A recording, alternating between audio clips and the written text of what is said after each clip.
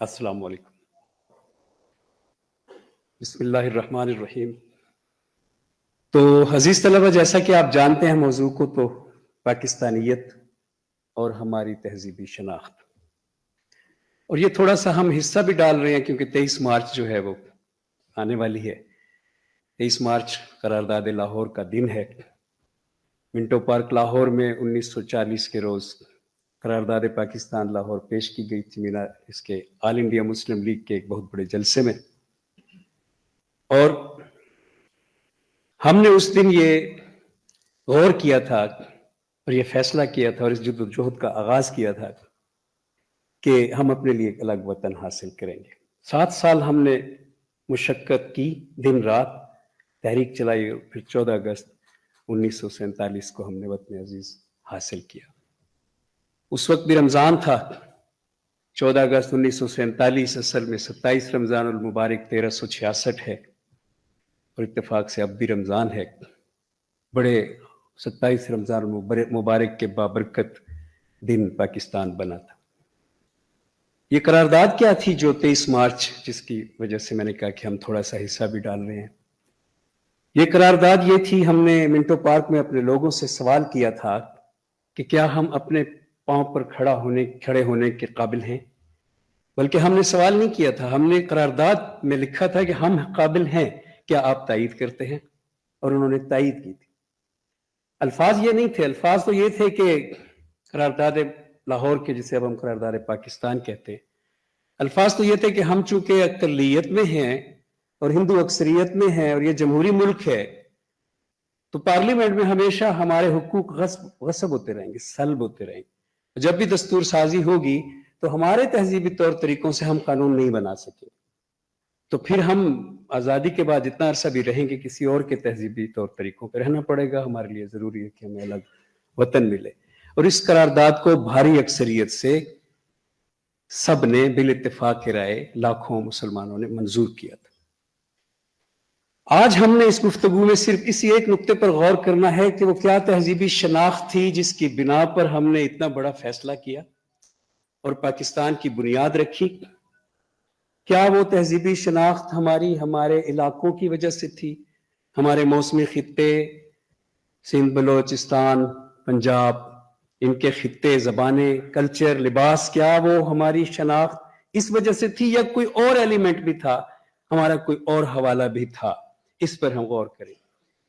लेकिन उससे पहले हम 3 इस्तिलाहात को समझ लेते हैं, वो बहुत जरूरी है। सारी गुफ्तगू इन्हीं पे चलनी है। तो सबसे पहले तहजीब, फिर सकाफत और फिर तमद्दुन। इनके क्या मानी है, इस्तिलाह इस्तेमाल किस तरह से ये होती है। तहजीब अरबी का लफ्ज है जिसके मानी है किसी खजूर के दरख्त की छाल उतार के उसको साफ सुथरा करना। गाहे बगाहे माली जो है वो अपने बागों में अपने दरख्तों को साफ सुथरा करते रहते हैं, जिसको बाग को संवारना कहते हैं, दरख्त को संवारना कहते हैं। इसी संवारने को अरबी में तहजीब कहते हैं। और ये जब इस्तिलाह में आता है तो किसी शख्स के तौर अतवार या उसकी जो लाइफ में उसका रहन सहन है उसको देखा जाता है। उसकी एक सब्जेक्टिव रियलिटी होती है कि वो किस तरह से बिहेव करता है, वो तहजीब उसमें कितनी है। लेकिन ये तीनों चीजें, तहजीब, सकाफत या तमद्दन, सोसाइटी में, समाज में इनका होना जरूरी है। तो वो जो दरख्त है जिसकी छाल उतार के साफ की जाती है वो बाग बन जाता है जब हम बात करते हैं समाज की। अब उस बाग में जिसमें दरख्त हैं उसमें फल भी उगते हैं, फूल भी उगते हैं, दरख्त भी उगते हैं, लेकिन उसमें झाड़ियां और झाड़ झनकार भी उगाती है। तो माली जो होता है बाग का, उसका ये काम होता है कि वो उसको पूरे बाग को साफ रखे। और अगर समाज दरख्त है, बाग है, तो उसका माली जो होता है वो उसका रिफॉर्मर होता है, उसका लीडर होता है, या उसकी पार्लियामेंट होती है। और जो झाड़ झनकार होती है वो उसमें उगाने वाली, उस मुआशरे में उगाने वाली बुरी रस्में होती हैं। और जो फूल और फल होते हैं वो उस मुआशरे की अच्छी रस्में, अच्छी इकदार होती। यहां पे ये बात बड़े ध्यान से सुनने की है कि इमाइल दरखेम, फादर ऑफ सोशियोलॉजी, وہ सोसाइटी को ऑर्गेनिक मानते, लिविंग ऑर्गेनिज्म है सोसाइटी, सांस लेती है, जिंदा रहती है, बड़ी होती है, ग्रो करती है, मरती है। और रसूल अकरम सल्लल्लाहु अलैहि वसल्लम की एक हदीस भी है कि मुआशरा जिंदा जिस्म की तरह से होता है। तो मालूम होता है इस्लामी फिक्र भी सोसाइटी को ऑर्गेनिक मानती। अब जो जिंदा है लाजिम है कि वो ग्रो करे, उसको एनर्जी की जरूरत होती है, उसका ग्रो होना मस्ट है, जरूरी है। सो सोसाइटी ग्रो करती है। जो बुरी रस्में हैं वो उस सोसाइटी में उस वक्त बढ़ती हैं जब इफ्तिरा बढ़ता है, और जो अच्छी रस्में हैं वो उस वक्त बढ़ती हैं जब इज्तिहाद बढ़ता है। और अगर इज्तिहाद के दरवाजे बंद कर दिए जाएं तो इफ्तिरा के दरवाजे चौपट खुल जाते, और तब्दीली को कोई रोक नहीं सकता। सोसाइटी डायनामिक होती है, तो जब वो रोक कोई नहीं सकता तो उसको कंट्रोल करना होता है इज्तिहाद के जरिए। और जब सोसाइटी को कोई पार्लियामेंट कंट्रोल नहीं कर रही होती तो उसमें रोक तो सकते नहीं आप तब्दीली को, तो उसमें इफ्तिरा, वो झाड़ झनकार बहुत ज्यादा बढ़ जाती है, बिदात बढ़ जाती है। और इफ्तिरा उमूमन नई नस्ल की तरफ से बढ़ रहा होता है और उस पर कंट्रोल का एहतजाज पुरानी नस्ल की तरफ से हो रहा होता है। ये है समाज, और तहजीब उसकी सब्जेक्टिव रियलिटी है। किसी भी समाज की कोई सी भी तहजीब हो सकती। दूसरा लफ्ज है सकाफत। इसकी मैं लुग़वी इसमें नहीं जाता डिटेल में, क्योंकि इसकी आज हमें इतनी ज्यादा जरूरत नहीं है, जिक्र बार बार होगा।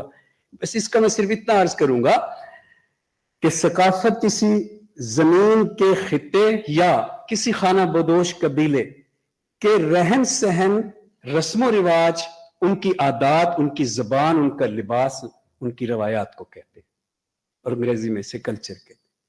तीसरा लफ्ज है तमद्दुन। ये मदीना से निकला है, मदन से निकला है, मदनीयत से निकला है। इसमें शहरियत जरूरी है, सिविक्स जरूरी है। तो जो शहर होता है उसको, उसमें जो तहजीब जाहिर हो रही होती है उसका नाम है तमद्दुन। तमद्दुन गांव में नहीं होता, तमद्दुन सिर्फ इज्तिमाई होता है, तहजीब इनफरादी भी हो सकती है। और सकाफत तो छोटी सी चीज है, किसी एक तहजीब में कई सकाफतें आ सकती हैं, लेकिन किसी एक सकाफत में एक से ज्यादा तहजीबें नहीं आ सकती। तो ये तीन अल्फाज हैं। और अंग्रेजी में जब भी हम बोलते हैं तो सिविलाइजेशन बोलते हैं, जिसका उर्दू में तर्जमा होना चाहिए दोनों लफ्जों को मिला के, तहजीब और सकाफत। क्योंकि अरबी में तहजीब और सकाफत का जो आपस का रिश्ता है इस लफ्ज का, वो ऐसे है जैसे तहजीब अगर रूह है तो सकाफत उसका बदन है। सॉरी, तहजीब और तमद्दन कहना था मैं वापस दो जुमले पीछे से शुरू हो रहा हूं, गलत लफ्ज बोला। तहजीब और तमद्दन, फिर से अरबी में तहजीब और तमद्दन जो है वो इनका आपसी रिश्ता इस तरह से है कि अगर तहजीब रूह है तो तमद्दन उसका बदन है। तहजीब सब्जेक्टिव कंसेप्ट है और तमद्दन उसी की ऑब्जेक्टिव रियलिटी है। और यूं कि तहजीब जो है वो सब्जेक्टिव रियलिटी जब बैरूनी दुनिया में मशहूद हो तो तमद्दन बन जाती है। उसकी एब्स्ट्रैक्सिटी जो है, एब्स्ट्रेसिटी, वो तमद्दन बन जाती है। और इस्लामी तहजीब का तो ये खासा रहा है कि वो जहां पे भी गई पहुंची उसने वहां के मखसूस खित्ते के मुताबिक एक बिल्कुल जुदा गाना तमद्दुन शो किया। अगरचे उनकी शनाख्त में कुछ चीजें हैं जो पहचानी जा सकती हैं। आप हिलाल की शक्ल, कौसी चीजें, कौस मेहराबें, गोल मीनार, गुंबद, मुजस्मों का ना होना, पूरे तमद्दुन में आपको नजर नहीं आते मुजस्मे। मीनाकारी वाली चीजें, खुले लिबास, ये मुश्तरक अनासर होते हैं जिन्हें देख के हम कहते हैं कि ये सारा इस्लामी तमद्दुन है। लेकिन जैसा कि एक फ्रांसीसी मुस्तशरिक गस्टाओ ली बॉन, जिनकी किताब का तर्जमा उर्दू में है, फ्रांसीसी तो हम नहीं पढ़ सकते, तमद्दुन अरब के नाम से सैयद अली बलग्रामी का लिखा हुआ, वो लिखते हैं कि इस्लामी तहजीब ये मुनफरिद क्वालिटी रखती है कि वो जब भी किसी खित्ते में पहुंचती है वहां के लोगों की तहजीब को बदलती नहीं है, उनका रंग कायम रहने देती है, अपना सिर्फ रंग उसमें इजाफा करती। बुरी रस्मों को खत्म करने से के अलावा वो कोई एक्शन नहीं ले। اور یہ ایگزیکٹلی وہی عمل ہے جو رسول اکرم صلی اللہ علیہ وآلہ وسلم نے خود کیا مکے میں. ذرا یاد کریں آپ حجۃ الوداع کے موقع پر جب کچھ صحابی آپ کے پاس آ گئے رضوان اللہ تعالی علیہم اجمعین اور کہا یا رسول اللہ کچھ لوگ آج فتح مکہ کے نہیں حجۃ الوداع کے موقع پہ کہا کہ یا رسول اللہ کچھ لوگ آج ان 2 پہاڑیوں کا بھی طواف کر رہے ہیں جن کے اوپر لات و منات کے بت رکھے ہوتے تھے. تو آپ نے سوال کیا کیا آپ بھی بت رکھے ہوئے ہیں؟ تو انہوں نے کہا نہیں. تو رسول کریم نے کہا پھر تم بھی کرو جنہوں نے وہ طواف نہیں کیا کیونکہ یہ مناسک حج میں سے ہے. اس سے مراد یہ ہے کہ کوئی ایک بھی چیز اس سسٹم کی اس کلچر کی اس ثقافت کی وہ نہیں بدل رہے تھے, وہی چل رہی. اسی کو ہم دین ابراہیم حنیف کہتے ہیں. وہی جنازے کا طریقہ تھا, وہی عبادت تھی, ویسے قیام رکوع سجدہ عبادت میں, حتیٰ کہ حج کے موقع پر وہ یہی پڑھتے تھے لبیک اللہم لبیک لبیک لا شریک لک لبیک. لا شریک بھی کہتے آخر میں ان الحمد والنعمت لک والملک لا شریک لک الا اللات والمنات والعزا اس طرح کی ان کی تھوڑی سی عبارت اینڈ پہ بڑھی ہوئی تھی. کچھ نہیں بدلا رسول کریم صلی اللہ علیہ وسلم نے. تو یہ اسلامی تہذیب کی جو خوبی گسٹاو لیبان نے لکھی ہے وہ ایگزیکٹلی وہی ہے کہ اس میں چینج کرنا ہی نہیں تھا. کہیں جا کر یہ وہاں کے صرف بری رسموں کو ڈیمالش کرتی. بری رسموں اور اچھی رسموں کا جو بار بار میں لفظ بول رہا ہوں یہ اصل میں قرآن کی ٹرمز ہیں. بری رسموں کے لیے وہاں المنکر کا لفظ ہے اور اچھی رسموں کے لیے وہاں معروف کا لفظ ہے. رسم جو ہوتی ہے وہ عرف عام عرف کی چیز ہے, لوگوں میں معروف چیز ہے رسم. اس لیے معروف و منکر بری اور اچھی رسمیں ہیں کیونکہ اچھائی اور برائی کی تعریف پاسبل نہیں ہے. ناپاک جسے کہتی ہے مشرق کی شریعت, مغرب کے فقیہوں کا یہ فتویٰ ہے کہ ہے پاک.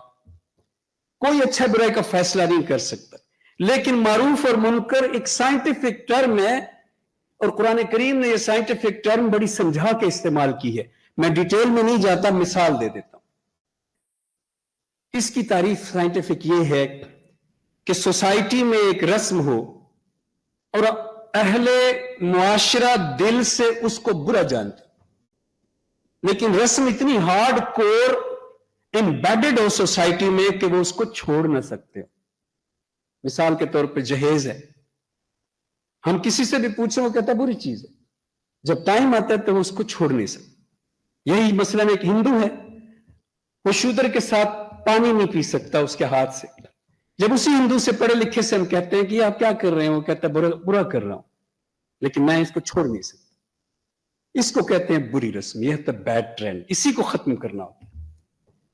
اور اچھی رسم کی یہ نشانی ہوتی ہے کہ وہ دلوں کو بھی پسند ہوتی ہے اور باہر بھی اس کی پسندیدگی ہوتی ہے. جیسے ہماری عام روایتی بہنوں کے لیے, باپ کے لیے آداب کی احترام کی چیزیں ہیں رسمیں.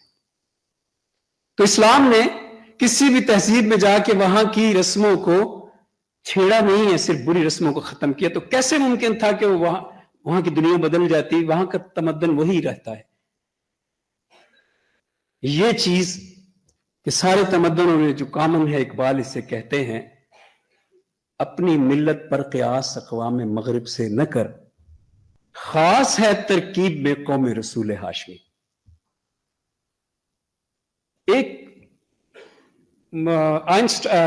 کارل مارکس نے ایک ڈیفینیشن لکھی ہے تہذیب کی.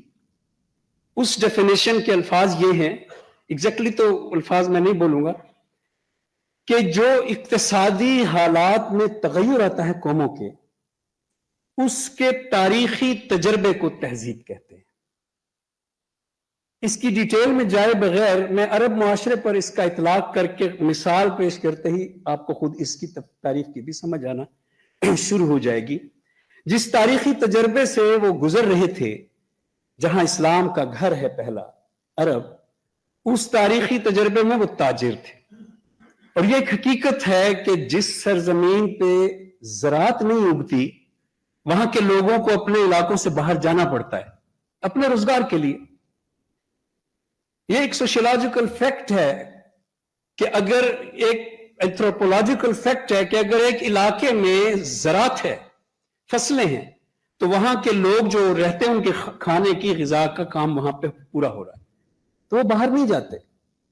اس لیے وہاں پہ جو ڈیولپ ہوگی، سماج ڈیولپ ہوگا، وہ سینٹرل مرکزیت کا حامل ہوگا، ایک جاگیردار لازمی ہے وہاں، اور وہاں پہ وہ ہر چیز کا تحفظ کرے گا. وہ جاگیردار، وہ نئی بات وہاں داخل نہیں ہونے دے گا، نیا اسکول نہیں کھلنے دے گا، کیونکہ نئی بات اس کے اس پورے پیراڈائم کو توڑے گی، جس کے لیے وہ غول کو اپنے اس گینگ کو، پیک کو کمپیکٹ رکھنا چاہتا ہے. لیکن اس کے برعکس جو سوسائٹی جہاں زراعت نہیں ہوتی وہاں تجارت آ جاتی ہے، لوگوں کو اپنے علاقے سے باہر نکلنے کے موقع ملتے ہیں. عرب ایسی ہی اقتصادی تجربے سے گزر رہے تھے اس وقت. یورپ اس وقت جو کاروباری نہیں تھا، تو عرب جو تجارت کر رہے تھے اس کو کہتے ہیں مرچنٹ کیپٹلزم. کارل مارکس کی ٹرم ہے، اس میں وینس اور جنوبا کے معاشروں کو مرچنٹ کیپٹلسٹ معاشرے کا والیوم 3 ہے ڈاس کیپیٹال کا. تو مرچنٹ کیپٹلسٹ تھے عرب. قرآن میں ذکر ہے اس بات کا. قریش کے بارے میں اللہ تعالیٰ فرماتے ہیں رحلت الشتاء والصیف. قریش جو ہیں یہ ان کا کلچر بن چکا ہے کہ یہ گرمیوں میں اور سردیوں میں دونوں موسموں میں سفر کر سکتے ہیں تجارت کے لیے. سو دس واز دیئر سوسائٹی. اب جو سوسائٹی تجارت کرتی ہے وہ جب باہر جاتا ہے تو وہاں کے لوگوں سے نئی نئی باتیں سیکھتا ہے، وہاں کے لوگوں کو ملتا ہے تو نئی رسمیں اپنے پاس امپورٹ کرتا ہے. جس کا مطلب ہے کہ یہ جو مرچنٹ کیپٹلسٹ سوسائٹی ہے یہ نیچرلی ماڈرن ہوتی ہے، اور جو سوسائٹی کھیتوں کو فصلوں سے کھا رہی ہے وہ نیچرلی آرتھوڈاکس ہوتی ہے.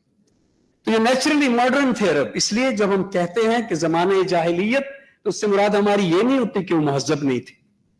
آپ کبھی البدایہ والنہایہ میں آیا ہے قصہ جو ابن کثیر نے لکھا ہے، وہ پڑھیں کہ کسرا کے دربار میں نعمان بن منذر کھڑا ہے، عرب کا ایک سردار، رسول پاک صلی اللہ علیہ وآلہ وسلم سے پہلے کی بات. کسرا خسرو پرویز اس کی توہین کرتا ہے.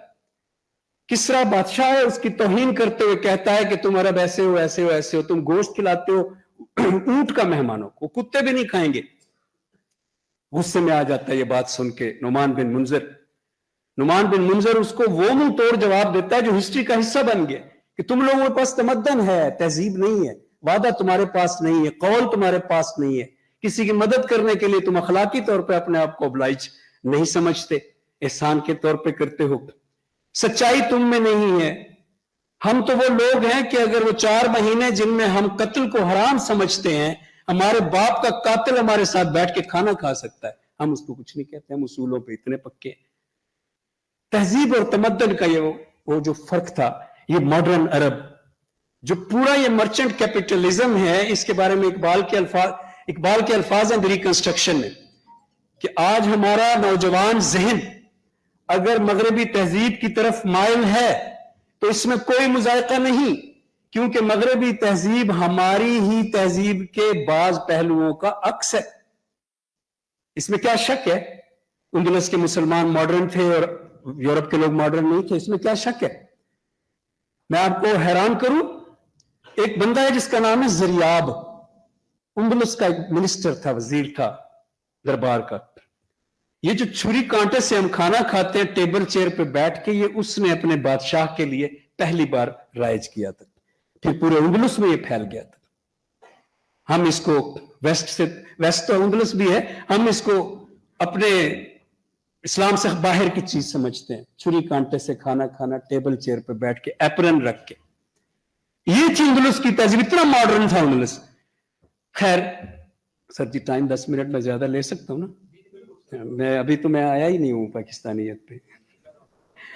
جی تو عرب کی ماڈرنٹی ٹرانسفارم ہوئی ہے یورپ میں، صدی در صدی صاف کلیئر نظر آتا ہے. اور آپ دیکھیں جس وقت یہ تراجم کر رہے تھے اہل عرب نے یونان کی کتابیں ترجمہ کر دی تھی، تو جب یہ تراجم کر رہے تھے تحریک کے طور پہ ہوئے، آہستہ آہستہ نہیں ہوئے. میں آپ کو ایک بندے کا نام بتاتا ہوں، پیٹرارک، PATRACH.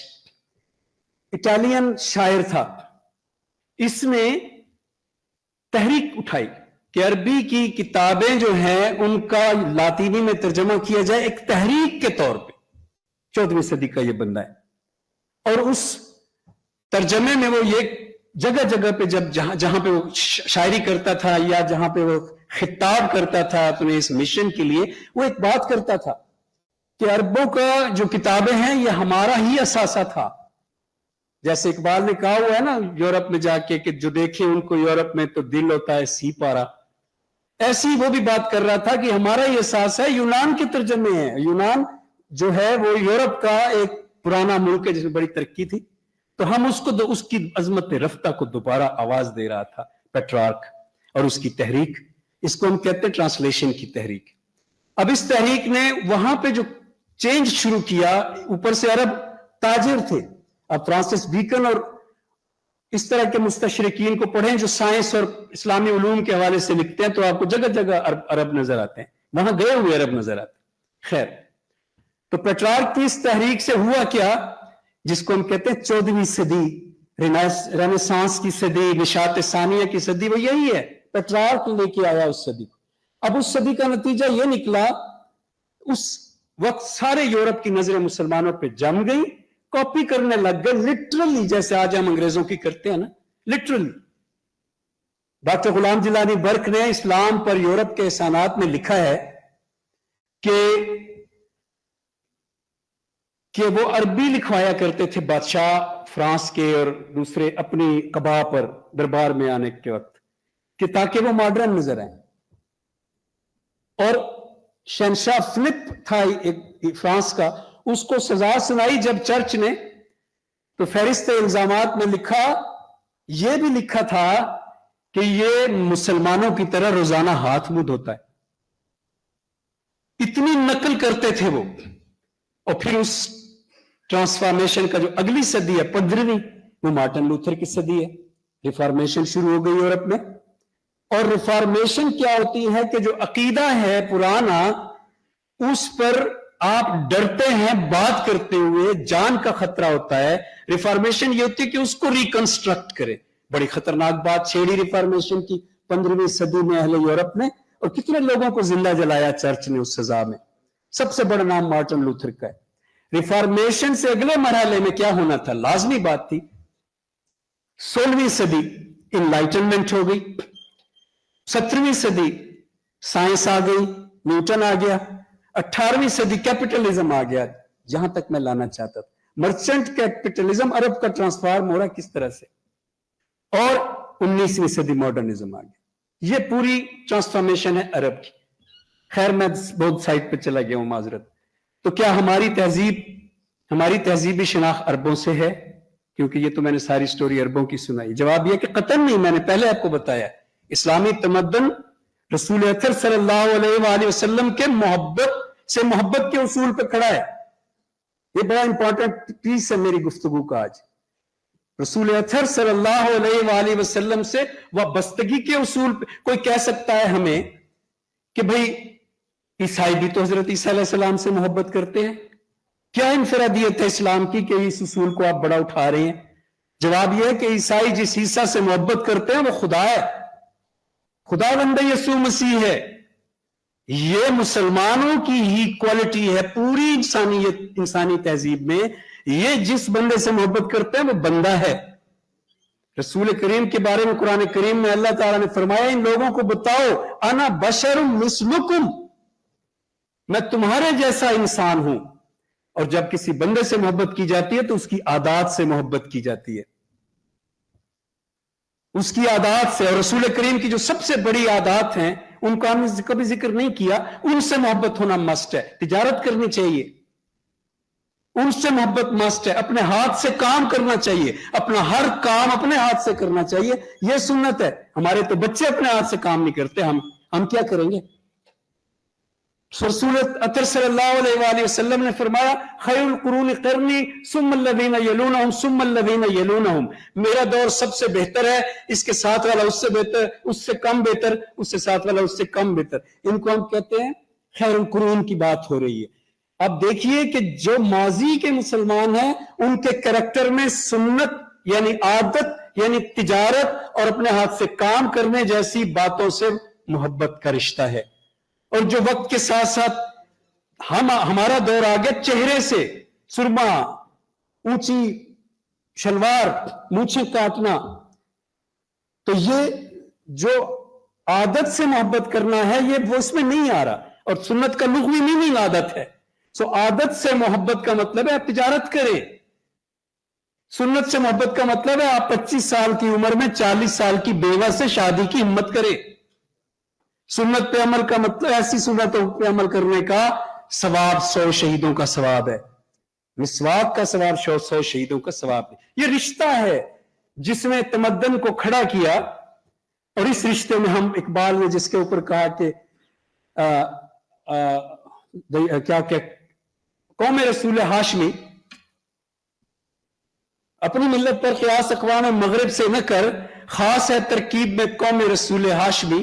سو یہ اور اس کا اثر قریبی صدیوں میں دیکھا گیا. ہم ہندوستانیوں کو دیکھ رہے ہیں. ہم بڑے تاجر ہو گئے تھے جب عرب کے تاجر یہاں آیا کرتے تھے، ان کے ساتھ صوفیاء آتے تھے اسلام لے کر.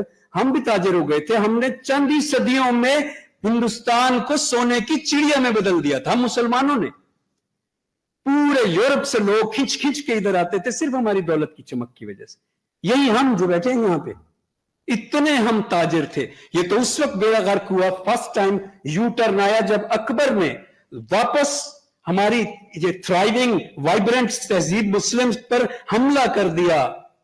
جسے دین اکبری کہا جاتا ہے وہ بیسیکلی فلسافیکل تحریک سیاسی، جس کو ہم کہتے ہیں وحدت الوجود اور وحدت الشہود. یہ دونوں سیاسی تحریکیں ہمیشہ سیاست کے لیے استعمال ہوئی.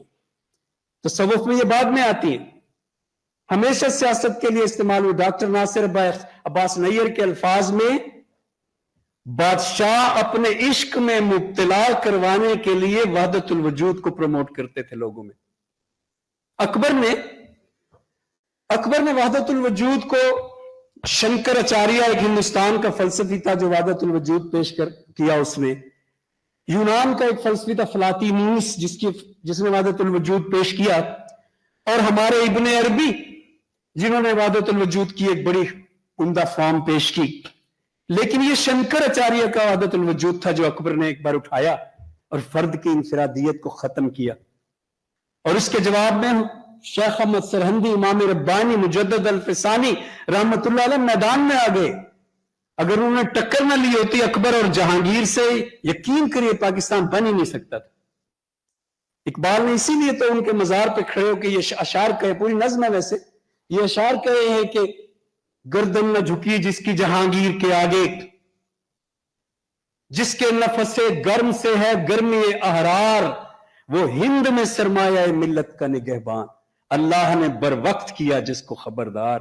اور جے سرمایہ ملت، اسی پاکستان کی بات، وہ نگہبانی اس وقت نہ کرتا تو یہ سرمایہ ملت اس وقت پاکستان کی صورت میں ہمارے پاس نہ ہوتا. اس کے بعد بھی ہم اتنے تاجر اور اتنے امیر تھے کہ جب اورنگزیب کا زمانہ تو لاہور دنیا بھر میں کپڑے کا سب سے بڑا بزنس لاہور میں تھا. لاہور کے کاروباری کپڑے کے تاجر 16 گز کی پگڑی پہنتے تھے صرف یہ روب ڈالنے کے لیے کہ میں کپڑے کا بڑا تاجر ہوں. مسلمانوں کو روشن مستقبل میں جو بڑی مشہور کتاب ہے منظور علیق کی، لکھا ہے کہ لاہور کے تاجروں سے انگریز تاجر مروب رہتے تھے. یہ سچویشن اور یہ ہماری تہذیب تھی. اور ہم جو ہندوستانی مسلمان تھے اس وقت، ہمیں جیسے یہودیوں کو کہا جاتا ہے نا بڑے بزنس مین ہیں، ہمیں ہندو کہتے تھے یہ بڑے بزنس مین ہیں. اور پھر ہم نے پاکستان بنا لیا. ہماری یہ آئیڈینٹی اور زیادہ گہری ہوئی پاکستان بننے کے بعد. آپ حیران ہو جائیں گے سن کے، کوئی دنیا کی نیشن ایسی نہیں ہے، عربی بھی ایسے نہیں ہے جیسی آئیڈینٹی ہمیں ملی ہے. ثبوت دیتا ہوں میں آپ کو. ایرانی ہیں، ہزاروں سال سے ایرانی ہی ہیں اور مسلمان ہیں. عراقی ایسے ہیں، انڈونیشین ایسے ہیں، ترک ایسے ہیں. جو زبان وہ ان کے گھر میں ان کی ماں بولتی ہے وہ زبان وہ اپنی قومی زبان کے طور پر بولتے ہیں. کوئی ایسی زبان ان کے پاس نہیں ہے جو ان کو ایک اسلامی رشتے سے اٹیچ کر رہی ہو. صرف ہم ہیں جن کی اپنی زبانیں تو پنجابی سندھی ہے لیکن ہم اردو بولتے ہیں. ابھی بھی میں بول رہا ہوں اردو کیا ہے؟ ایک سائن ہے, ایک سمبل ہے, ایک شاعر اسلامی ہے. کلیئر پتا ہے سب کو کہ اردو وہ بولتے ہیں جو ہندوستانی مسلمان ہوتے ہیں. اسی طرح غزل ہے. غزل اگر غزل کو کڑی در کڑی ہم اس کی اردو کے پروفیسرز بیٹھے پیچھے جائیں تو یہ وادی حجاز پہنچ جاتی ہے. ہمارے شاعر, ہماری علامتیں, ہمارے علاقائی نغمے اور ہیں, ہمارے قومی نغمے اور ہیں, ہمارے علاقائی لباس اور ہیں, ہمارے قومی لباس اور ہیں, ہماری علاقائی زبانیں اور ہیں, ہماری قوم. کسی قوم کے ساتھ ایسا ہو رہا ہے یا ہوا ہے؟ 76 سال سے ہم نے ٹریننگ حاصل کی ہے ان قومی شاعر سے محبت کی. ایسی نیشن پوری دنیا میں کہیں, عربی بھی ایسے نہیں ہے, وہ عربی بولتے ہیں, عربی, ہم اردو بولتے ہیں, ہم زیادہ مسلمان ہیں کیونکہ وہ تو نسلوں سے عربی بولتے ہیں. ارے عربی زندہ بھی یقین کیجئے صرف اسلام کی وجہ سے ہے, ورنہ جس طرح کہ ان کی خصلتیں ہیں, اگر تیل تو اب نکلا ہے نا, یہ نہ نکلا ہوتا تو یہ زبان صدیوں پہلے ختم ہو گئی ہوتی. عربی کو اسلام نے زندہ رکھا ہے اور اسلام نے کئیوں کو بچایا ہے. خیر, تو ہم پاکستانیوں کی جو آئیڈینٹی ہے اس جیسی آئیڈینٹی کسی مسلم نیشن کی نہیں ہے. لیکن یہ جس عہد میں ہم کھڑے ہیں, یہ جیسے سر جامی صاحب بھی بتا رہے تھے, یہ بڑا ڈینجرس عہد ہے آئیڈینٹیز کے چیلنج کا. آئیڈینٹیز کو سب سے بڑا چیلنج, پچھلی صدی کے بارے میں کہا جاتا ہے ایگزسٹینشل کرائسس کی صدی تھی, اس صدی کے بارے میں کہا جاتا ہے آئیڈینٹی کرائسس کی صدی. آئیڈینٹی کرائسس کس وجہ سے شروع ہوا؟ پوسٹ ماڈرنزم عہد میں, ہم پوسٹ ماڈرن عہد میں ہم جی رہے ہیں. ماں بعد جدیدی عہد, ماں بعد جدیدی عہد کا کیا پیغام ہے؟ یہ ایک تحریک ہے اور اتنی پر اثر تحریک ہے, لٹریچر کی بیسیکلی تحریک ہے لیکن ہر چیز میں نظر آتی ہے, عمارتوں میں بھی نظر آتی ہے. پوسٹ ماڈرن تحریک ہے لٹریچر کی, اور اتنی زبردست پر اثر تحریک ہے کہ تبلیغی جماعت سے بھی زیادہ تیزی کے ساتھ اپنی بات لوگوں کو سمجھاتی ہے. اور اس تحریک میں یہ بیسک جو میسج ہے وہ یہ ہے کہ کوئی شناختیں نہیں ہونی چاہیے تاکہ کوئی قبیلہ نہ رہے. کوئی قبیلہ نہیں رہے گا تو انسان آپس میں لڑیں گے نہیں اور ہیومینیٹیرین سوسائٹی وجود میں آئے گی.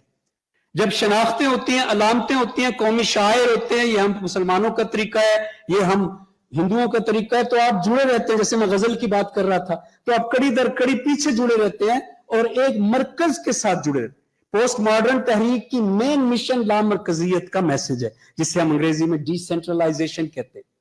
اور یقین کیجئے یہ بدھ مت ہے. بدھ مت میں کوئی خدا نہیں ہے, بدھ مت میں کوئی مرکز نہیں ہے, بدھ مت میں زندگی کا سائیکل بھی پہیے پر ہے, ادھر سے پھر واپس ادھر آ جاتا ہے. بدھ مت پھیل گیا پوری دنیا میں اپنی فلسفی کے اعتبار سے, لیکن بدھ مت کی ایک شکل جسے ہم وحدت الوجود کہتے ہیں مذاہب میں, ہمارے پاس بھی ہوتی ہے, وہ بھی ایک بدھ مت کی شکل ہے. اور غور کریں تو یہ وحدت الوجود ہے. جب آپ کہتے ہیں اینٹیٹیز نہیں ہونی چاہیے, انفرادی اینٹیٹیز نہیں ہونی چاہیے, یہ ساری ضم ہو جائیں ایک بڑی یکتائی میں, تو وحدت الوجود کیا کہتا ہے؟ الگ الگ اکائیوں کو فنا ہو جانا چاہیے تاکہ ایک بڑی یکتائی کا حصہ بن کے ایک بڑی تمام اکائیاں اس میں سما جائیں. جیسے ہاتھی کے پاؤں میں سب کا پاؤں آ جائے. وہ تو سماج کے اس باغ کو درخت کاٹ کے ہر درخت کو ایک بڑے درخت کے اندر ڈالنا چاہتے ہیں کہ وہ بڑا سا درخت بن جائے. ہیومینیٹیرین سوسائٹی کے بارے میں وحدت الوجودی فکر ہے یہ, اور یقین جانیے کہ وحدت الوجودی فکر کا جو سب سے بڑا پرابلم ہے وہ یہ ہے کہ یہ فرد کی انفرادیت کے مرڈر کی بات کرتی ہے. خود ہی نہیں ہونی چاہیے, مسابقت نہیں ہونی چاہیے. اب غصہ کیا ہے؟ انا کیا ہے؟ غصے کی وجہ سے انا قائم رہتی ہے, انا کی وجہ سے غصہ آتا ہے, اور وہ ہمیں دوسروں سے مختلف انسان کے طور پہ اپنی منوانے کے لیے, اپنی میں کو شو کرنے کے لیے وہ غصہ, وہ انا کام آتی ہے. اور اسی کو ختم کرنا وحدت الوجود ہے. بظاہر یہ لگتا ہے کہ وہ بری ہے اور وحدت الوجود اچھا ہے, لیکن ابھی 2 لمحوں میں آپ کو یقین آ جائے گا کہ سچویشن وائس ورسا ہے, سچویشن ادروائز ہے, ایسی نہیں ہے, الٹی ہے اس کی. مجھے بس آپ کی اس حوالے سے توجہ چاہیے کہ مسابقت, غصہ, انا خودی کی نشانیاں ہیں, خودی کی صفات ہیں, خودی کی علامات ہیں, اور کسی کے میں ہونے کو قائم رکھتی ہیں. لیکن وحدت الوجودی فکر, جسے میں پوسٹ ماڈرن عہد کی سب سے بڑی فکر کہہ رہا ہوں, یا بدھ مت کی فکر, جو ہیومینیٹیرین سوسائٹی میں تمام جداگانہ شناختوں کو مٹا کر شامل ہونے کا نعرہ مار رہی ہے، اس میں ذرا دیکھیے کہ مسابقت ختم ہو کر کیا ہوگا۔ ایک تھاٹ ایکسپیریمنٹ ہے جس کو ایک فلم میں بھی فلمایا گیا ہالی ووڈ کی، میں اس فلم والے سین کی وجہ سے تاکہ آپ کی دلچسپی زیادہ پیدا ہو اس فلسافیکل تھاٹ ایکسپیریمنٹ کو آپ کے سامنے رکھتا ہوں۔ ایک کاسموپولیٹن سوسائٹی ہے فلم ہے فائر فلائی۔ کاسموپولیٹن سوسائٹی ہے، 200 سیارہ ہے، ساری ایک ان کی اپنی حکومت سینٹرل گورنمنٹ ہے۔ کسی دور دراز کے سیارے سے خبریں آنا بند ہو گئی ہیں کہ وہ زندہ ہیں، مر گئے ہیں، کافی سال گزر گئے، تو مشن بھیجا گیا وہاں پہ کہ جا کے پتہ کرو کہ وہاں کیا ہوا۔ وہ مشن وہاں اترتا ہے، وہ دیکھتا ہے کہ سارے کے سارے لوگ مرے پڑے، لیکن وہ اس طرح سے مرے پڑے ہیں کہ اگر ایک شخص کرسی پہ بیٹھا ہے تو ٹانگ پہ ٹانگ رکھ کے ایسے کر کے بیٹھا اور مرا پڑا۔ ایک شخص اپنی کونی سر کے نیچے رکھ کے سر کے نیچے سرانہ بنا کے مرا پڑا ہے۔ ہر ایک جو سٹائل ہے اس میں اطمینان ہی اطمینان ہے۔ وہ حیران ہو جاتے ہیں کہ یہ اطمینان سے مرے پڑے ہیں، چکر کیا، پورا پلانٹ مر گیا۔ وہ سینٹرل آفس پہنچتے ہیں، وہاں ایک مشینوں کو چھیڑتے ہیں، بٹن وٹن دبا، ایک ویڈیو چل جاتی ہے۔ اس ویڈیو میں ایک وہاں کی خاتون مرنے سے پہلے رپورٹ میں بتا رہی ہے کہ ہمارے پلانٹ پہ کیا ہوا۔ وہ بتا رہی ہے کہ ہمارے پلانٹ کے سائنسدانوں نے ایک ایسی گیس ایجاد کر لی تھی کہ جس کو اگر فضا میں چھوڑ دیا جاتا یا کوئی سونگھ لیتا تو اس کے اندر سے غصہ ختم ہو جانا تھا۔ غصہ ختم ہونے سے ان کے درمیان نفرتیں ختم ہو جاتی اور معاشرے میں محبت پیدا ہوتی، ہارمنی پیدا ہوتی۔ ہم نے وہ فضا میں چھوڑ دی۔ ابتدائی چند سالوں میں تو ایسا ہوا کہ سب لوگ محبت سے رہنے لگے، لیکن سب سے پہلے ہم نے ایک فرق جو کھیلوں میں دیکھا، ٹیم سپورٹس میں، دوسری سپورٹس میں، کہ لوگوں میں جو مسابقت جو غصے کی وجہ سے ہوتی ہے، آگے بڑھنے کی جو جذبہ ہے، جس کو قرآن کریم کہتا ہے السابقون السابقون، آگے بڑھنے والوں کو کیا کہنے، وہ تو ہیں ہی آگے بڑھنے والے، وَهُوَ الْمُقَرَّبِينَ، وہی اللہ کے قریب ترین ہے۔ اس کو غصہ قائم رکھتا ہے، کھیلوں کے میدان میں نظر آتا ہے، وہ آپ سے آگے نکل رہا ہے، آپ کو غصہ آتا ہے، آپ اس سے آگے نکلتے۔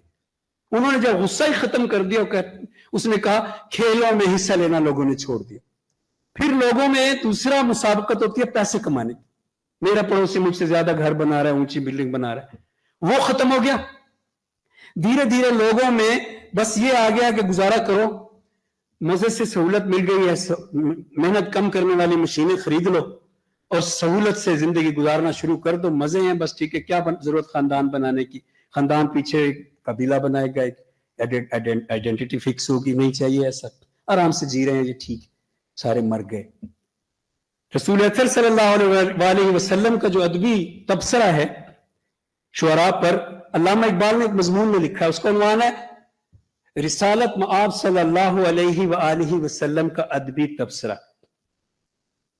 یقیناً ہمارے یہاں پہ جو اردو کے ڈپارٹمنٹ کے احباب ہیں، انہوں نے تو سارا وہ پڑھ رکھا ہے اور بچوں کو یقیناً یہ اس تبصرے کی روشنی میں کچھ پڑھاتے بھی ہیں، لیکن میں سمجھتا ہوں کہ وہ ہماری پوری مسلم سوسائٹی بلکہ پوری دنیا کے انسانوں کے لیے ایک آئیڈیل مضمون ہے کہ آپ کا لٹریچر کیسا ہونا چاہیے۔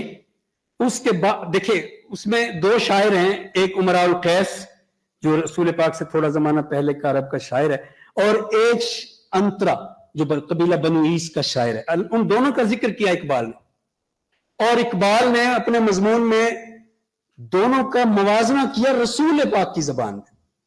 رسول پاک نے انترا کے بارے میں فرمایا کہ میرا دل چاہتا ہے کہ میں اس شاعر کو جا کر دیکھوں، مشرک شاعر ہے وہ۔ رسول اقبال نے وہاں لکھا کہ اللہ اکبر، وہ ہستی جس کے چہرے پہ نگاہ ڈالنا دونوں جہانوں کی خیر ہے، برکت ہے، زندگی کی فلاح ہے، وہ ہستی کہہ رہی ہے کہ میں جاؤں ایک مشرک شاعر کا چہرہ جا کے دیکھوں، صرف اس لیے کہ انترا کے شاعری میں تھا کہ میں رزق حلال کے لیے، یا میں اپنے ہاتھ سے کام کو کتنا خوبصورت سمجھتا ہوں، یا مجھے ہاتھ سے کام کرنے کا کتنا مزہ آتا ہے، اس طرح کی باتیں ان کے شعروں میں تھی۔ اور اس کے بارے میں جو امراء القیس ہے، اس کے بارے میں اقبال نے لکھا کہ رسول پاک نے فرمایا اشعر الشعراء وقائدہم الی النار، شاعروں میں سب سے اچھا شاعر ہے لیکن تمام شاعروں کو اپنے ساتھ جہنم میں بھی لے کر جا رہے۔ اور اقبال نے رسول پاک کے تبصرے کی روشنی میں اپنے الفاظ میں وہاں لکھا کہ اس کی ریزن یہ تھی کہ وہ موت کا شاعر ہے, وہ موت کا پیغام دیتا ہے, وہ اٹھ کر حرکت میں لانے سے کے خلاف ہے. اس کی ساری شاعری میں عرب کے صحرا, وحدت الوجودی فکر, سودی نظام, ان کی تعریفیں. یہ رسالت ناب صلی اللہ علیہ وآلہ وسلم کے اس تبصرے والے مضمون میں اقبال کا لفظ لکھا اقبال نے کہ رسول پاک یہ چاہتے ہیں, اس کو دیکھ, مضمون کو دیکھ کے انہوں نے کہا کہ چاہتے ہیں کہ جو زندگی کی مشکلات ہیں, مزدوری خاص طور پہ, اس کو حسین کر کے پیش کیا جائے, سنہرا کر کے. یہاں پہ یہ بات بڑی امپورٹنٹ ہے اردو لٹریچر اور انگلش لٹریچر کے اسٹوڈنٹس کے لیے. اس کو حسین کر کے پیش کیا جائے. امپورٹنٹ کیوں ہے, ذرا اگلا نقطہ دیکھ کے آپ شاکڈ ہو جائیں گے. اس کو جو ہمارے ہاں مزدور پر شاعری ہوئی ہے, اس مزدور کو ہمارے شعراء نے, فیض نے, ساحر نے, سب نے اس کو کہا ہے کہ تو جو کام کرتا ہے یہ کام بہت ہی گندا اور گھٹیا ہے. فیض نے تو اقبال پر طنز کیا جب اقبال نے فقر و فاقہ والے مزدور ٹائپ مجاہدین اور سپاہیوں کے لیے کہا تھا, یہ غازی یہ تیرے پراسرار بندے کہ بخشا گیا جن کو ذوق خدائی,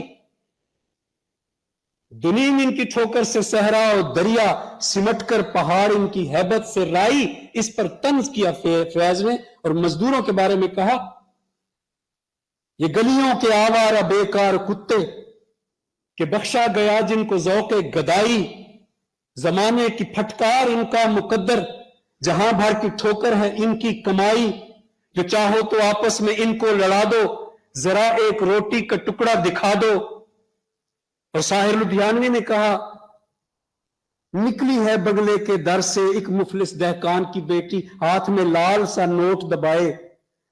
مفلس دہقان. اور ساحر نے کہا کہ جانے ان مرمری جسموں کو یہ مریل دہقان کیسے ان تیرک گھروں میں جنم دیتے ہیں. میں پوچھتا ہوں کبھی کسی نے آج تک کوئی مریل دہقان دیکھا ہے؟ دہقان کیسے مریل ہو سکتا ہے؟ کم کھانے کے باوجود بھی, نانے جوی کھا کے بھی, جو کھا کے بھی, وہ سب سے زیادہ, افغانستان آپ کے سامنے ہے مثال میں, وہ سب سے زیادہ طاقتور ہوتا ہے. یہ غلط پورٹرے کر رہے تھے اس مزدور کو اور اس کام کو جس کے بارے میں رسول نے کہا القاسب حبیب اللہ, ہاتھ سے کام کرنے والا اللہ کا دوست ہے. القاسب ہوتا ہاتھ سے کام کرنا. خود قرآن کریم نے کہا ہے نصیب مما اکتسبوا, تمہارا نصیب صرف وہی ہے جو اپنے ہاتھوں سے کماتے ہو. عورتوں کے لیے الگ آیت ہے, مردوں کے لیے الگ آیت. مردوں سے کہا نصیب مما اکتسبوا, تمہارا نصیب وہی ہے جو اپنے ہاتھوں سے کماتے ہو اے مردو. اور نصیب مما اکتسبنا, تمہارا نصیب وہ ہے جو تم اپنے ہاتھوں سے کماتی ہو. ہاتھ سے کام مسابقت ہے, ہاتھ سے کام. اور پوسٹ ماڈرن فکر کے اندر رہتے ہوئے سودی معاشرے کے لیے ہیلا جسے کہتے ہیں. ہم دیکھیں سود, ہم نے قرضے لے کر اپنا حال کیا کر لیا ہے. میرا شعر ہے جب ایک خزانہ میری زمین میں ہے تو قرض غیر سے لینا کہاں کے دین میں ہے. یا تو خزانے نہ ہوتے نا, تو قرض غیر سے لینا کہاں کے دین میں ہے. اور یقین کیجئے سودی نظام چلتا ہی اپاہج اور معذور قوموں کے اوپر ہے. وہ تلاش میں رہتا ہے کیڑی قوم اپاہج ہے, ٹوٹے ہوئے, جس کے ہاتھ ٹوٹے ہوئے. ہم نے تو وعدہ کیا تھا قائد اعظم کے ساتھ قرارداد لاہور میں کہ ہاں ہم اپنے پاؤں پہ کھڑے ہونے کے لیے بالکل ریڈی ہیں. اور یہاں تو ہم کیا کر رہے ہیں کہ ہم ہاتھ پر ہاتھ دھر کر بیٹھے ہوئے ہیں, ہم اپنے ہاتھ سے کام نہیں کر سکتے اور ہم اپنے پاؤں پہ کھڑے نہیں ہو سکتے. ہمارے ہاتھ ٹوٹ چکے ہیں, ہم کھڑے ہو گئے تو ڈگمگا کے گر جائیں گے. ہمارے لیڈر کہتے ہیں ہم وینٹیلیٹر پر ہیں. اپنی ساری کی ساری ہمت کو ہم نے کھو دیا ہے سود پہ. سودی نظام کا کام یہی ہے, وہ معذوروں کو ڈھونڈتا ہے تاکہ وہ اس کے ساتھ چلتے رہتے ہیں. مجھے بتائیں, دنیا ڈھونڈتی رہتی ہے سود ختم کرنے کے طریقے, اسلامی معاشیات, مجھے بتائیں سود کو کوئی ختم کر سکتا ہے سوائے اس کے کہ پوری دنیا کا ہر انسان ہاتھوں سے کام کرنے کو فخر سے دیکھنا شروع کر دے. رسول پاک کے بارے میں اقبال نے کہا کہ رسول پاک کو جو شاعری پسند ہے, میں آپ کو وہ شاعری جو اقبال نے مثال دی نہیں سنا سکتا, لیکن یاد نہیں ہے, لیکن میں اس کا ریپلیسمنٹ سنا دیتا ہوں کہ جو رسول پاک کو پسند ہے وہ یہ ہے: میرے ملاح لہروں کے پالے ہوئے، میرے دہکاں پسینوں کے ڈھالے ہوئے، میرے مزدور اس دور کے کوہکن، میرے فوجی جوان جرتوں کے نشان، میرے اہل قلم عظمتوں کی زبان، میرے مزدور کے سنہرے بدن، میرے محنت کشوں کے سنہرے بدن. اقبال وہاں لٹرلی کہتے ہیں کہ جو سنہرا کر کے دکھائے. اور نتیجہ کیا نکلتا ہے پھر؟ جب دیکھیں، دونوں کو دیکھیں. ایک مسلمان کہہ رہے ہیں نا کہ یہ مزدوری ہے لیکن یہ اللہ اس سے محبت کرے گا، یہ پیاری چیز ہے، یہ سنہری ہے. اور دوسرا کہہ رہا ہے یہ تو کتا ہو گیا ہے مزدوری کر کے. اب دونوں کے نتیجے دیکھیں کیا نکلے. جب ان کو انقلاب کے ذریعے حکومت ملی مسلمانوں کو، تو قرآن کریم کی آیت میں وَنُرِيدُ أَن نَمُنَّ عَلَى الَّذِينَ اسْتُضْعِفُوا فِي الْأَرْضِ نَجْعَلَهُمْ أَئِمَّةً وَنَجْعَلَهُمُ الْوَارِثِينَ. ہم نے ارادہ کر لیا ہے کہ جن لوگوں کو زمین میں مزدور بنا دیا گیا ہے ہم ان پر احسان کریں گے، اور ہم نے ارادہ کر لیا ہے کہ ہم ان کو زمین کا امام بنا دیں گے اور ہم ان کو زمین کا وارث بنا دیں گے. یہی انہوں نے یونس نے جھنڈے پہ بنایا ہوا تھا نا، پرچم پہ ایک ہتھوڑی اور ایک درانتی. لیکن کیا کیا انہوں نے؟ اقبال نے پہلے ہی کہہ دیا تھا کہ زمام کار اگر مزدور کے ہاتھوں میں ہو پھر کیا. طریقے کوکن میں بھی وہی ہیلے ہیں پرویزی. اور جب آپ کہیں گے کہ تو کتا ہے تو جس دن وہ انقلاب لے کر آئے گا وہ کیا کرے گا؟ وہ اپنے آقاؤں کو ان کی ہڈیاں تک چبا لے گا، جیسا فیض کہہ رہا ہے. یہ چاہیں تو دنیا کو اپنا بنا لیں، یہ آقاؤں کی ہڈیاں تک چبا لیں. اور وہی ہوا، 30 لاکھ بندے مار دیے تھے مزدوروں نے روس میں. سو پوسٹ ماڈرن فکر کے اندر سب شناختوں کو خطرہ ہے، اور اس لیے خطرہ ہے کہ سب شناخت پوسٹ ماڈرن فکر بیسیکلی فرد کی انفرادیت کو ڈیمالش کرتی ہے. فرد کی بس 10 منٹ میں ہی ختم کر.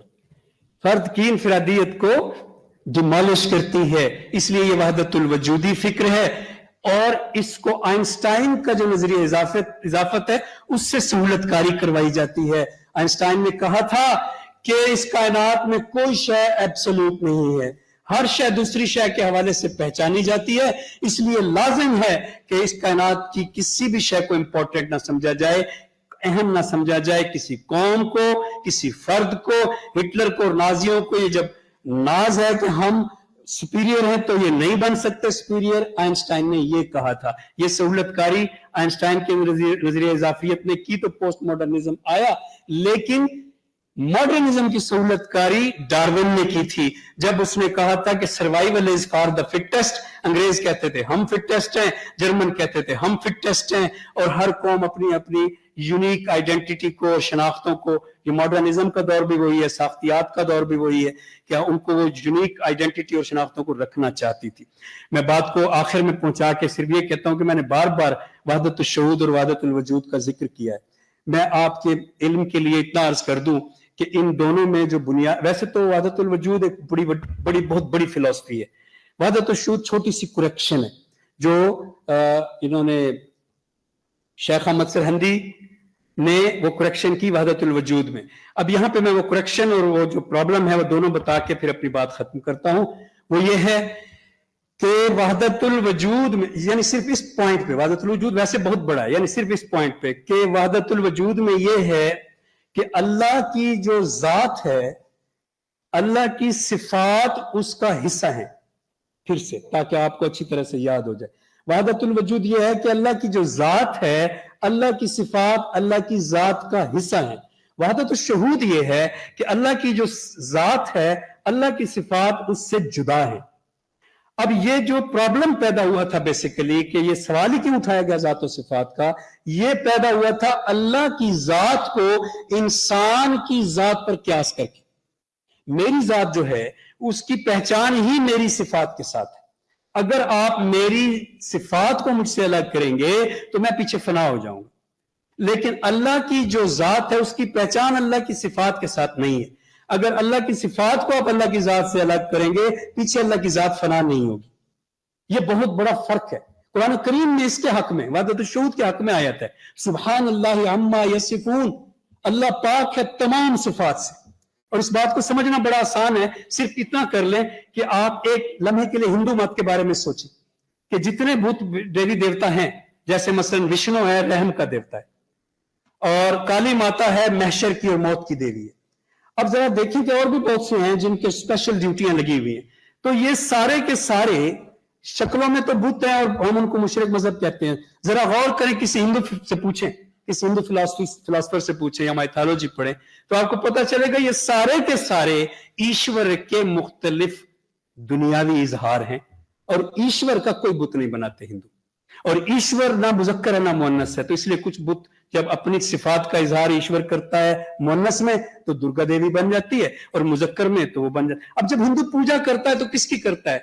उन बुतों की। और कह क्या रहा होता है कि ये सारे ईश्वर के रूप हैं, तो ईश्वर तो हिंदुओं में भी वहदहू ला शरीक जात है, और उसके जो रूप है वो सिफात है, और वो उनकी पूजा कर रहे हैं।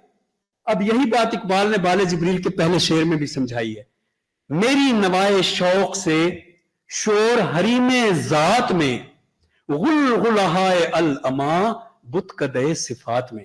यानी इकबाल ने बुत कदा कहा है सिफात। सो वहदत शहूद ने ये करेक्शन की, और उन्होंने कहा कि जात से सिफात अलग हैं।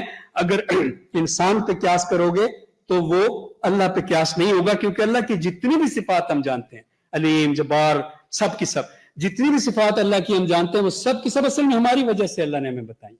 हमें मसला इल्म का, हमें मसला जबर का, हमें मसला कदर का। अगर इंसान ही ना हो दुनिया में तो अल्लाह को ये वाली सिफात बताने की बजाय कोई और बतानी पड़ेंगी, या बताएंगे ही नहीं। सो अल्लाह का ताल्लुक उन सिफात से वैसे नहीं है जैसे हमारा ताल्लुक हमारी सिफात से। आखिरी बात कि हम समाज को इंसान पर क्यास कर सकते हैं, अल्लाह पर नहीं। सो समाज की जो सिफात हैं वो उसकी शनाख्तें हैं, उसकी अलामतें। जैसे पाकिस्तान का मतलब क्या? ला इलाहा इल्लल्लाह, ये एक अलामत है जिसको हमने 2001 में जब हमने 21वीं सदी में कदम रखा तो हमने इसको खैरबाद कह दिया था। जब हमने वर्ल्ड ट्रेड सेंटर के इन्हिदाम के वक्त नारा बदला था और हमने कहा था पाकिस्तान हमारी जान, सबसे पहले पाकिस्तान, और उस वक्त हमने नजरिए कौमियत को बदल दिया था। हमने कांग्रेस वालों के बारे में गोया ये कह दिया था कि वो सच्चे थे और हम गलत थे, क्योंकि पाकिस्तान का मतलब क्या तो उस नजरिए पे था जिसको इकबाल कहता है कौम मजहब से है, मजहब जो नहीं तुम भी नहीं, जज्बे बाहम जो नहीं महफिल अंजुम भी नहीं। और हमने अपने वतन पर उस नारे को रिप्लेस किया था, वतन पाकिस्तान के मतलब क्या वाले को, इससे कि पाकिस्तान हमारी जान, सबसे पहले पाकिस्तान हम अफगानों का साथ नहीं दे सकते। तो उसके नतीजे में हमने अपनी उस पूरी नजरियाती फिक्र को भी खतरे में डाल दिया था जो हमारी इस आइडेंटिटी को यूनिक रखते, जिसका नतीजा ये निकला कि हम फिर आज फलस्तीन में लोग हमें पुकारते रहे, वीडियोस बन रही हैं पाकिस्तानी हो आओ, हम उनके लिए आवाज नहीं उठा सकते। रीजन यही है कि हम अपनी आइडेंटिटी को उस तरह से पहचानना तकरीबन छोड़ चुके हैं जिस तरह से हम जब पाक सरजमीन शादबाद के तराने सुन के बड़े हुआ करते थे। मैं भी उन बच्चों में से हूँ। फिर इनको न जाने किसकी साजिश से स्कूलों में खत्म करवा दिया गया। हमारी वो नेचुरल जो ग्रोथ थी एज पाकिस्तानी वो वीक हुई है वक्त के साथ। यही वजह है कि हम आज जिन हालात से गुजर रहे हैं ये इसी वीक आइडेंटिटी की वजह से है। तो बेहतर है कि हमें वो आइडेंटिटी संभालनी चाहिए जो हमें इस पोस्ट मॉडर्न तूफान में अपनी बतौर कौम अपनी शनाख्त कायम रखने में मदद दे सकती है। बाकी कोई आइडेंटिटी हमें नहीं बचाएगी। यूरोप की तमाम कौमें तकरीबन मेल्ट हो चुकी हैं। वो जो डच, वो जो स्विस, वो जो फ्रेंच, वो जो इटालियन एक दूसरे के नाम के साथ अपने नाम के साथ फख्र किया करते थे, वो अब एक मुश्तरका यूरोपीय तहजीब का हिस्सा है। यूरोपीय यूनियन का उनकी वो खत्म हो गई हैं शनाख्तें, इसलिए उन्होंने खानदानी निज़ाम को भी खैरबाद कह दिया है। इसी के साथ ही मैं आपसे इजाज़त चाहता हूँ। बहुत शुक्रिया।